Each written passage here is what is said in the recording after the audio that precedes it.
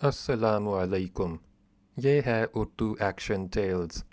आप सबसे गुजारिश है कि मेरी इस वीडियो को लाइक और शेयर करें और मेरे चैनल को सब्सक्राइब करें।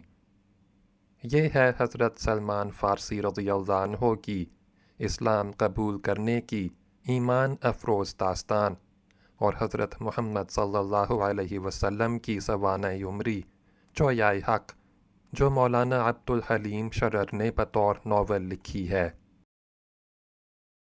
हिस्सा अव्वल। बाब नंबर 12। अल-फ़ज़ल मा शहदत बिल आता।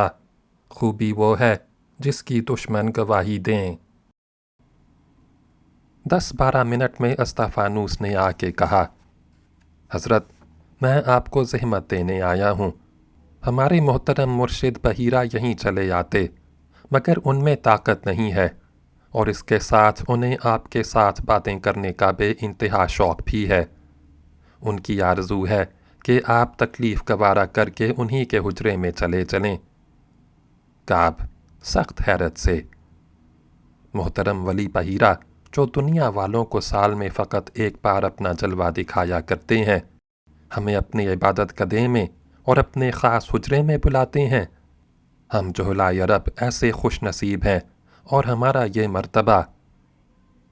अस्ताफ़ानूस, असल ये है कि उन्हें आपके मज़हब व अक़ायद और आपके पुराने हरम और आपके शहर के हालात दरियाफ़्त करने का एक मुद्दत दराज से शौक़ है और इसी शौक़ की वजह से वो चाहते हैं कि आपको अपने हुजरे में बुलाएं और इत्मीनान से बैठ के बातें करें। लेकिन आपको इतना करना होगा कि उनके साथ आहिस्ता आहिस्ता बातें करें और शोर ना मचाएं, इसलिए कि कसरत रियाज़त और खिलवत नशीनी ने उनका दिमाग बहुत कमज़ोर कर दिया है। काब, हम लोग उनसे निहायत अदब से मिलेंगे और बहुत ही खामोशी से गुफ्तगू करेंगे। अस्ताफ़ानूस, मुझे इस बात का ख्याल है कि इस वक्त की मैकशी ने आप सब साहिबों के मिजाज में जोश पैदा कर दिया है। काब, हम लोग निहायत ही तुंद व तेज़ शराबों के पीने के आदी हैं। आपकी इस लतीफ़ अंगूरी शराब ने हमारे दिलों में किसी कदर मुसर्रत ज़रूर पैदा कर दी है, मगर ये ना समझिए कि हम बदमस्त व मदहोश हैं। इस शराब की मदद से हम ज़्यादा तहज़ीब व खामोशी से बातें करेंगे। हज़ाम, और आप इसका ख्याल ना करें कि हमने उस वक्त अमर बिन कलसूम के कसीदे पर जो वजद बेखुदी का इजहार किया तो ये शराब की वजह से था, नहीं बल्कि ये ख़ुद उस कलाम की खूबियों का असर था। अस्ताफ़ानूस, बहरहाल मुझे आपकी मतानत और आली ज़रफ़ी का यकीन है। अब आप सब तशरीफ़ ले चलें। तीनों मखज़ूमी अरब उठ खड़े हुए और अस्ताफ़ानूस ने उन्हें पहले हस्बे मामूल अपने हुजरे में ले जा के बिठाया और उसके बाद बहीरा से इजाज़त ले के उसके पास ले गया। बहीरा ने जो फसीह अरबी बोलता था उन लोगों का अच्छे अंदाज में खैर मक़दम किया और कहा, ऐ बरादरान अरब, मैं आपसे मिलकर खुश हुआ। मुझे आपके शहर और आपकी कौम के हालात मालूम करने का एक ज़माने से बेहद शौक़ है। जो आरज़ू थी उम्मीद है कि आज आपके ज़रिए से पूरी हो जाएगी। काब अदब व तवाज़ो से, और हमको ज़िंदगी भर इस बात का फ़ख्र व नाज़ रहेगा कि मोहतरम वली बहीरा की यूं करीब बैठ के ज़ियारत की जिसका एक जलवा देख लेने की सारी दुनिया मुतमन्नी है। बहीरा, अब आप अपने वतन और दीन के हालात बयान करना शुरू करें। काब, ये तो मैं अभी अपने दोस्त अस्ताफ़ानूस को बता चुका कि हम लोग हज़रत इस्माईल अलैहिस्सलाम की नस्ल से हैं। हमारा शहर मक्का उन्हीं का बसाया हुआ और हमारा मोहतरम हरम काबा उन्हीं का बनाया हुआ है। हम सुनते हैं कि काबे के उन बुज़ुर्गों ने खुदा की इबादत के लिए बनाया था। उस वक्त उसमें कोई बुत और किसी देवता की मूरत ना थी, मगर जूं जूं ज़माना गुज़रता गया इस बात की ज़रूरत महसूस होती गई कि लोग अपने उन बुज़ुर्गों की मूरतें काबे में रखें जो खुदा के मकबूल बंदे हैं और उनकी खुदा उनके अच्छे और नेक होने की वजह से सुनता है। اسی خیال سے اگلے بزرگوں نے بہت سی مورتیں لا کے کعبے میں رکھ دیں، اور ان کی پرستش اس خیال سے ہونے لگی کہ وہ خدا کی درگاہ میں ہماری شفاعت اور سفارش کریں گے، اور ان کے ذریعے سے ہماری دعا جلد قبول ہو جایا کرے گی۔ بہرحال اب ایک مدت دراز سے ہماری قوم میں ان بتوں کے پوجنے کا رواج ہے۔ عبادت کرتے وقت ہم جا کے سامنے کھڑے ہوتے اور تالیاں اور سیٹیاں بجا کے انہیں جگاتے ہیں، ان کی یادگار میں چوٹیاں رکھتے اور ان کے لیے سر منڈواتے ہیں، ان کے نام پر اونٹوں کو سانڈ بنا کے چھوڑتے اور اچھی اچھی اونٹنیوں کو ان پر چڑھا کے آزاد کر دیتے ہیں۔ کہیں کا سفر کرتے ہیں تو عبادت کے لیے 2-4 خوبصورت اور گول پتھر اٹھا کے لے لیتے ہیں اور روز انہی کے سامنے رکھ کے پوج لیا کرتے ہیں۔ بحیرہ: کیا تمہارے نزدیک حضرت ابراہیم علیہ السلام اور ان کے بیٹے اسماعیل علیہ السلام کا یہی دین تھا؟ کعب: یہ تو ہم نہیں جانتے، مگر اپنا مذہب اور طریقہ فی الحال اسی کو خیال کرتے ہیں۔ بحیرہ: اچھا، تمہارے یہاں حرام و حلال کی کیا کیا چیزیں ہیں، اور تمہارے عادات و خصائل کیا ہیں؟ کعب: اپنے افعال میں ہم بالکل آزاد ہیں، جو مل جائے کھاتے ہیں، شراب پیتے ہیں، جوا کھیلتے ہیں، اور اگر کوئی ہمارے حقوق میں خلل انداز ہو تو فوراً لڑائی پر آمادہ ہو جاتے ہیں۔ لوٹنا اور بہادرانہ انداز سے رہزنی کرنا ہمارے شریفوں کا پیشہ ہے۔ بحیرہ: یہ حال ہے تو پھر تمہارے یہاں کوئی سفر کیسے کرتا ہوگا؟ کعب: اس کے لیے ہم نے سب سے پہلے تو یہ عام قاعدہ مقرر کر لیا ہے کہ سال کے 4 مہینے جنگ و پیکار اور قتل و خون ریزی کے لیے حرام کر دیے ہیں۔ اسی وجہ سے ان مہینوں کو شہر حرام کہتے ہیں۔ ان میں اکثر وہی مہینے ہوتے ہیں جن میں لوگوں کو حج کعبے کے لیے سفر کرنا ہوتا ہے۔ اس کے سوا اور مہینوں میں البتہ ہمارے ملک میں سفر کرنا کمزور اور معمولی لوگوں کے لیے دشوار ہے، لیکن لوٹ مار سے بچنے کا ایک طریقہ اور بھی ہے۔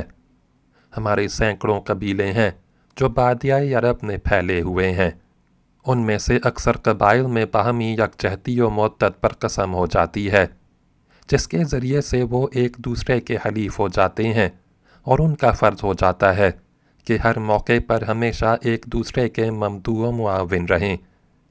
جس قبیلے کا کوئی آدمی کسی کے ہاتھ سے مار ڈالا جاتا ہے اور معلوم ہو جاتا ہے کہ اس کا قاتل فلاں شخص یا فلاں قبیلے کا آدمی ہے، تو فوراً مقتول کے قبیلے والے اس کے خون کا انتقام لینے یا خون بہا کی رقم وصول کرنے کے لیے اٹھ کھڑے ہوتے ہیں، اور ان کے تمام حلیف قبائل ان کا ساتھ دیتے ہیں۔ الغرض اس امر کا اتنا دباؤ رہتا ہے کہ کسی کو کسی کی جان لینے کی بمشکل جرأت ہوتی ہے۔ بحیرہ: اور اپنی عورتوں کے ساتھ تمہارا کیا برتاؤ ہے؟ کعب: ہماری عورتیں بھی بہادر ہیں، وہ لڑائی میں مردوں کو غیرت دلاتی ہیں، اور مردوں کو اختیار ہے کہ جتنی بیبیاں اور جتنی لونڈیاں چاہیں رکھیں۔ اگرچہ مردوں کو عموماً طلاق دینے کی آزادی حاصل ہے، مگر بعض شریف خاندانوں کی عورتیں بھی اپنے شوہروں کو طلاق دے سکتی ہیں، یا انہیں اختیار ہوتا ہے کہ جب تک چاہیں کسی شوہر کے پاس رہیں اور جب چاہیں ان سے جدائی اختیار کر لیں۔ تاہم عورتیں زیادہ تر مردوں کے بس میں ہیں۔ لڑکے باپ کے ورثے میں جائیداد کے ساتھ باپ کی بیبیوں اور حرموں کو بھی پاتے ہیں اور ان کو اپنے تصرف میں لا سکتے ہیں۔ علاوہ بریں ہمارے اکثر شرفاء اس ننگ کو نہیں برداشت کر سکتے کہ ان کی بیٹی کسی کی جورو بنے، اس خیال سے اپنی بیٹیوں کو کمال مردانگی سے زندہ دفن کر دیتے ہیں۔ بحیرہ سخت حیرت و خوف سے: زندہ دفن کر دیتے ہیں؟ افسوس، اتنا بڑا ظلم؟ کعب: جی ہاں، ظلم تو ہے، مگر جب حمیت و غیرت نہ گوارا کر سکے تو کیا کریں؟ بحیرہ: اور تمہارے یہاں ہر سال کعبے کا جو حج ہوا کرتا ہے، اس کا کیا طریقہ ہے؟ کعب: ذوالحجہ کے مہینے میں ہمارے یہاں حج ہوتا ہے، اور یہ طریقہ ہمارے دادا ابراہیم علیہ السلام کے زمانے سے ہوتا چلا آتا ہے۔ اس موقع پر تمام قبائل عرب جو یہودی یا نصرانی نہیں ہیں دور دور سے اور کل اطراف عرب سے آ کے جمع ہوتے ہیں، جو اپنا معمولی لباس اتار کے اور خاص قسم کے بے سیے کپڑے پہن کے حرم کعبہ کی حدود میں داخل ہوتے ہیں، کعبے کے گرد بیٹھ کے سر منڈاتے ہیں، پھر طواف کرتے ہیں۔ اس کے بعد صفا اور مروہ نامی دو پہاڑیوں کے درمیان اچکتے ہوئے دوڑتے ہیں، پھر شہر مکہ سے باہر چند میل کی مسافت پر منا اور مزدلفہ نامی مقامات میں جا کے بعض ارکان پورے کرتے ہیں اور ان مورتوں کو پوجتے ہیں جو وہاں نصب ہیں، اور وہاں سے واپس آ کے حج سے فارغ ہو جاتے ہیں۔ قریش کے سوا باہر کے دیگر قبائل کے حاجیوں کے لیے عام اس سے کہ مرد ہوں یا عورتیں یہ بھی شرط ہے کہ وہی کپڑے پہن کے طواف کعبہ اور حج کریں جو قریش والوں سے ملے ہوں۔ بحیرہ: تو تم کو بہت سے کپڑے موجود رکھنا پڑتے ہوں گے؟ کعب: جی ہاں، مگر ہم انہی لوگوں کو اپنے پاس سے کپڑے دیتے ہیں جن سے اچھا معاوضہ مل جاتا ہے، اور جو کچھ نہیں دیتے ان کو کوئی کپڑا نہیں دیا جاتا۔ بحیرہ: تو پھر وہ کیا کرتے ہیں؟ کعب: وہ لوگ بالکل برہنہ ہو کے طواف کرتے ہیں۔ حج میں آدھے سے زیادہ زن و مرد ننگے طواف کرتے نظر آتے ہیں، جو آگے پیچھے سطر پر ہاتھ رکھ لیتے ہیں اور خیال کرتے ہیں کہ آج کے دن برہنگی میں کوئی نقصان نہیں۔ بحیرہ: مجھے تمہارے اعتقاد اور افعال و اطوار سن کے تعجب معلوم ہوتا ہے۔ تمہارے یہاں کوئی ایسا نہیں جو ان باتوں کی اصلاح کرے؟ کعب: اس وقت تک تو ہمیں کبھی کسی اصلاح کی ضرورت محسوس نہیں ہوئی۔ یہ ضرور ہے کہ بعض قبائل اپنا ابراہیمی دین چھوڑ کے نصرانی یا مجوسی ہو گئے، بہت سے یہود کے دین کے گرویدہ ہو گئے ہیں، بعض سائبی ہو جاتے ہیں جن کا مذہب ہم کو اور دینوں سے زیادہ مہذب و شائستہ، بااصول اور عقل کے موافق معلوم ہوتا ہے، لیکن ہم سے کبھی کسی نے اختلاف نہیں پیدا کیا، مگر فی الحال ایک عجیب و غریب شخص خاص قریش کے ایک شریف ترین خاندان سے پیدا ہوا ہے جس نے عجب آفت مچا دی ہے، ہماری قومی بندشیں توڑ دی ہیں، ہمارے باپ دادا کے خصائص و اخلاق کو مٹائے دیتا ہے، اور سارے قریش کو اس نے نہایت ہی پریشان کر رکھا ہے۔ بحیرہ: یہ کون شخص ہے؟ کعب: ہم قریش میں سب سے افضل و اعلیٰ خاندان بنی ہاشم کا ہے، اسی گھرانے کے ایک بڑے معزز و محترم نیک نفس و ستودہ صفات بزرگ عبد المطلب تھے، جن کا ہم سب ادب و احترام کرتے ہیں، اور خانہ کعبہ کی تولیت و نگرانی انہی کے ہاتھ میں تھی۔ ان کے ایک مرحوم فرزند کا ایک لڑکا جو پیدا ہونے سے پہلے ہی یتیم ہو گیا تھا، اپنی زندگی کے ابتدائی ایام میں تو ایسا اچھا رہا کہ سب لوگ اس کی بڑی قدر کیا کرتے تھے، اور اس کی سچائی و راست بازی کی وجہ سے سارے شہر اور سارے قریش کو اس کا سب سے زیادہ اعتبار تھا۔ ابتداً وہ مفلس و نادار تھا، اس لیے کہ باپ کی جائیداد کچھ نہیں تھی، اور دادا کا ترکہ اس کے چچاؤں میں بٹ گیا، مگر بعد کو ہمارے قبیلے کی ایک شریف اور دولت مند بیوہ سے شادی کر کے کسی قدر خوشحال ہو گیا۔ اب اسے 40 برس کی عمر کو پہنچنے کے بعد خدا جانے کیا ہو گیا ہے کہ یکا یک ہمارے دین اور ہمارے دیوتاؤں کا دشمن ہو گیا، ہماری ہر چیز کو برا کہتا، ہمارے ہر عقیدے پر اعتراض کرتا، اور ہمارے بتوں کو ہمارے منہ پر گالیاں دیتا ہے، ایک عجیب قسم کا مقفا کلام سناتا ہے، اور کہتا ہے کہ اس کلام کو خدا نے اپنے فرشتے جبرائیل علیہ السلام کے ذریعے سے اس کے پاس بھیجا ہے۔ بحیرہ: تم کو اس کلام کا کوئی ٹکڑا یاد ہے؟ کعب: جناب، ہم کبھی اس کی باتیں دل لگا کر سنتے ہی نہیں۔ مشہور یہ ہو رہا ہے کہ اس کے کلام کو جس کسی نے ذرا توجہ سے سن لیا اسی کا کلمہ پڑھنے لگا۔ لوگوں کا خیال ہے کہ اس کے کلام میں جادو ہے جو ہر سننے والے پر فوراً چل جاتا ہے، اور جس کو یہ شخص فرشتہ جبرائیل علیہ السلام بتاتا ہے، بظاہر وہی اس کے جادو کا موکل ہے جس کے زور سے وہ ہر ایک کو اپنا غلام بنا لیتا ہے۔ ہم تو ہر ایک سے یہی کہتے ہیں کہ یہ شخص جادوگر ہے یا شاعر ہے یا سڑی سودائی ہے۔ جس بات کی دھن ہوئی پھر ممکن نہیں کہ اس کو چھوڑ دے۔ بحیرہ: آخر وہ کون سی ایسی بات ہے جو تمہیں اس قدر زیادہ ناگوار ہے؟ کعب: حضرت، یہ کوئی بات ہی نہ ہوئی کہ ہمارے باپ داداؤں کے دین کو برا کہتا، ہمارے بتوں کو گالیاں دیتا، ہمارے دیوتاؤں کی تحقیر و تذلیل کرتا، اور ہماری ہر رسم جو قرن ہا قرن سے ہوتی چلی آتی ہے اعتراض کرتا ہے۔ ہم تو ایسی باتوں کی تاب نہیں لا سکتے۔ اس وقت کعب کے ایک ساتھی مخلد نے جو دیر سے کچھ کہتے کہتے رک جاتا تھا، بحیرہ کی طرف متوجہ ہو کے کہا: جناب، اس شخص کا دعویٰ یہ ہے کہ خدا کا اصلی اور برحق دین توحید ہے، یعنی وحدہ لا شریک لہ۔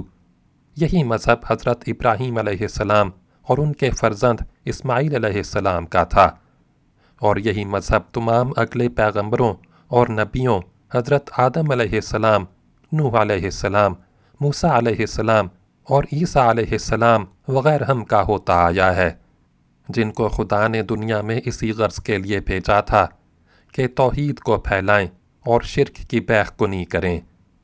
وہ کہتا ہے کہ شرک اور بت پرستی مکے اور کعبے میں ان لوگوں نے پھیلائی جو انبیاء مرسلین کی تعلیمات کو بھول کے گمراہ اور کافر و مشرک ہو گئے تھے۔ وہ ہر وقت اور گھڑی یوں بھی اپنے اس کلام کے ذریعے سے بھی جسے وہ خدا کا کلام بتاتا ہے، بس اسی ایک بات کو کہا کرتا ہے کہ بتوں کو چھوڑو، شرک سے باز آؤ، کفر سے توبہ کرو اور اپنے اس ایک خدائے لم یلد ولم یولد پر ایمان لاؤ۔ عبادت کرو تو اسی کی کرو، کچھ مانگو تو اسی سے مانگو، التجا کرو تو اسی کے سامنے کرو، روزے رکھو تو اسی کے لیے رکھو، حج کرو تو اسی کی عبادت کے خیال سے کرو، اور ڈرو تو فقط اسی سے ڈرو۔ بس وہی وہ ہے اور اس کے سوا کسی کی کچھ ہستی نہیں۔ وہ سب کو دیکھتا ہے، سب کی سنتا ہے، سب کچھ سمجھتا ہے، وہی مارتا اور جلاتا ہے، وہی کھلاتا پلاتا ہے، اور کوئی بغیر اس کی مرضی کے اپنی جگہ سے ہل نہیں سکتا۔ اس کی مرضی میں کسی کو کچھ دخل نہیں، لہٰذا سب لوگوں کو چاہیے کہ اپنے عادات و اطوار، گفتار و کردار، عبادت و طہارت اور خوف و رجا میں فقط اس کا خیال رکھیں اور کسی کا نہیں۔ بحیرہ: آپ کی باتوں سے معلوم ہوتا ہے کہ وہ سلف کے تمام انبیاء اور رسولوں کو مانتے ہیں۔ مخلد: سب کو مانتے ہیں، حضرت موسیٰ علیہ السلام، حضرت داؤد علیہ السلام، حضرت سلیمان علیہ السلام، حضرت عزیر و زکریہ علیہ السلام اجمعین، اور حضرت عیسیٰ علیہ السلام اور ان کے حواری سب کو مانتے اور خدا کا رسول برحق بتاتے ہیں۔ حضرت عیسیٰ علیہ السلام کی نسبت کہتے ہیں کہ وہ بھی جلیل القدر پیغمبر تھے، مگر عیسائیوں کی طرح انہیں خدا کا بیٹا بتانا، اس کی خدائی میں شریک کرنا یا تسلیل کا عقیدہ رکھنا کفر بتاتے ہیں۔ بحیرہ کعب سے: بس ان کے اعتقاد یہی ہیں؟ کعب: جی ہاں، ہیں تو قریب قریب یہی، مگر وہ تو مجنونوں کی طرح ان باتوں کو گلی کوچوں میں چلاتا پھرتا ہے، جس سے شرفائے قریش کو رہ رہ کے طیش آتا ہے اور اس کی جان لینے کے در پہ ہو جاتے ہیں، صرف اس اندیشے سے دل پر جبر کر کے رک جاتے ہیں کہ اس کے اعضاء قصاص اور انتقام کے دعوے دار ہوئے تو کیا ہوگا۔ بحیرہ: اور یہ نہیں ہو سکتا کہ تم لوگ اس شخص سے مزاحم نہ ہو، اور وہ جو کرے کرنے تو، رہا اس کی باتیں ماننا، اس کا تمہیں اختیار ہے، جی چاہے مانو اور جی چاہے نہ مانو۔ کعب: حضرت، اس میں اصلی قصور اسی شخص کا ہے کہ وہ ہمارے بتوں اور معبودوں کو ہمارے منہ پر برا کہتا ہے اور ہمارے بزرگوں کی تحقیر و تذلیل کرتا ہے۔ ایسی حالت میں یہ کیسے ممکن ہے کہ ہم خاموش سنا کریں اور کچھ نہ کہیں؟ हमसे सच पूछिए तो उसके ख्यालों और एतकादों पर इतना गुस्सा नहीं आता जितना इस पर आता है कि सरे बाज़ार और आम लोगों के मजमे में खड़े होके वो हमारे बुज़ुर्गों और माबूदों को बुरा कहता है, और फिर उसमें ऐसी ज़िद और धुन है कि मालूम होता है एक मजनू है जो किसी की नहीं सुनता, बस अपनी कहे जाता है। मुखलिद: उसमें ऐसा जोश ना होता तो लोग उस पर ईमान क्यों लाते? देखना ये चाहिए कि वो जो कुछ कहता है सच है या झूठ। अगर वो शिर्क और बुत परस्ती से रोकता है तो क्या बुरा करता है? जब हम जानते हैं कि हमारे दादा इब्राहीम अलैहिस्सलाम और इस्माईल अलैहिस्सलाम बुत परस्त ना थे। अगर वो खुदाए वहदहू ला शरीक पर ईमान लाने को कहता है तो कौन सा गुनाह करता है? जब हमें मालूम है कि अगले पैगंबरों में से कोई ना था जो तौहीद का कायल ना हुआ। अगर लड़कियों को जिंदा गाड़ के मार डालने को बुरा कहता है तो ये कौन सी बुरी आदत है, जबकि हम खुद दिल में समझ रहे हैं कि ये बहुत बड़ा जुल्म है। मुझे तो उसकी किसी बात में कोई बुराई नज़र नहीं आती। काब: मालूम होता है तुम भी बज़ाहिर नहीं तो दिल में उसके मुरीद हो चुके हो। मुखलिद: मैं इस वक्त तक ना मुसलमान हुआ हूँ और ना उसके पास गया हूँ, लेकिन आपके और उसके झगड़ों को जहाँ तक मैंने सुना है इससे तो मेरी यही राय कायम होती है। बहीरा: मेरा एतक़ाद भी यही है कि जो शख्स किसी बात का दावा करे उसकी बातों को गौर से सुनो और बजाय तासब व इनाद के उसके हक़ में इंसाफ करो। हज़ाम: मगर हज़रत, हमारे यहाँ ये मामला इस हद से गुज़र गया है। हम अब उसके साथ ना इंसाफ कर सकते हैं और ना उसकी बातों को सुनने की ताब ला सकते हैं। हमें तो इन बातों का अंजाम ये मालूम होता है कि यह शख्स आज ही कल में हम लोगों के हाथ से मारा जाएगा। मुखलिद: ये बहुत दुश्वार है। मुझे ऐसे आसार नज़र आते हैं कि चंद रोज़ में उसी की बात पाला होगी और हम सब उसके फर्मा बरदार होंगे। बहीरा: और लोगों से तो मैंने जितनी बातें सुनी हैं उनसे मुझको भी ऐसा ही मालूम होता है। बहीरा को मुखलिद का तरफदार देख के काब और हज़ाम दिल में किसी कदर नाराज़ हो गए और कहा, अगर आपका ख्याल ऐसा है तो आप उसे अपने पास बुला लें कि ईसाइयों को हिदायत करे। हम उसकी बातों में आने वाले नहीं हैं, और यही हाल और चंद रोज़ रहा तो फिर या तो हम ना होंगे और या वो ना होगा। अब वक्त आखिर हो गया था। मखसूमी मेहमानों ने मोहतरम मेज़बान से जाने की इजाज़त मांगी। बहीरा ने उनके आने का शुक्रिया अदा करके उन्हें रुखसत किया और वो अस्तफ़ानूस के साथ नीचे जाके उससे रुखसत होने लगे, मगर उसने कहा, मैं आपके पड़ाव तक आपके हमराह चलूँगा। और चारों बसरा की तरफ रवाना हुए। रास्ते में अस्तफ़ानूस ने उस नए पैगंबर के मुतालिक और बहुत सी बातें समझीं और आखिर में कहा, हमारी किताबों से मालूम होता है कि तमाम अनबियाए सल्फ़े कुल अगले रसूल और ख़ुद हज़रत मसीह अलैहिस्सलाम पेशगोई करते रहे हैं कि एक पैगंबर आखिरुज़्ज़मां पैदा होंगे जिनका रुतबा सब नबियों से बाला होगा। इसी वजह से हमारे मुर्शिद बहीरा और हम सब इसी सोच में हैं कि तुम्हारे यहाँ जो नए हादी पैदा हुए हैं ये वही तो नहीं हैं जिनकी खुदा ने हमें पहले से खबर दे दी है। इसके जवाब में काब ने कहा, ये तो वो शख्स नहीं हो सकता। खुदा को कोई रसूल पैदा ही करना है तो उन कौमों में पैदा करे जो दौलतमंद हैं, इल्म व हिकमत रखती हैं, हकूमत और सतूत वाली हैं। हम जाहिल गरीबों में क्या रखा है जो खुदा हमारी तरफ तवज्जो करेगा। मुखलिद: खुदा की तवज्जो की ना पूछिए। उसके नज़दीक आला व वतना, गनी व मोहताज, आलम व जाहिल सब बराबर हैं। अस्तफ़ानूस: बल्कि मोहताज व जाहिल उसकी तवज्जो और इनायत के ज़्यादा मुस्तहक हैं। काब: मगर जो कुछ हो, हमारी कौम इस बात को तो गवारा ना करेगी कि एक ऐसे मजनू शख्स की गर्विदा हो जाए جو ہم سا ہی ہے، ہم ہی میں پیدا ہوا ہے۔ خدا کو ہماری ہدایت ہی منظور تھی تو کوئی فرشتہ بھیج دیتا جو آسمان سے اتر کے ہمیں سیدھی راہ پر لگا دیتا، اور انسانوں ہی میں سے منتخب کرنا تھا تو کسی دولت مند بادشاہ یا کسی عالم و فاضل یا کسی راہب و کاہن کو منتخب کرتا۔ ایک ایسے جاہل نوجوان کو پیغمبر بنانے سے سوائے ناکامی کے کسی اچھے نتیجے کی امید نہیں ہو سکتی۔ اتنے میں وہ لوگ اپنے پڑاؤ میں پہنچ گئے اور استفانوس ان سے رخصت ہو کے واپس آیا۔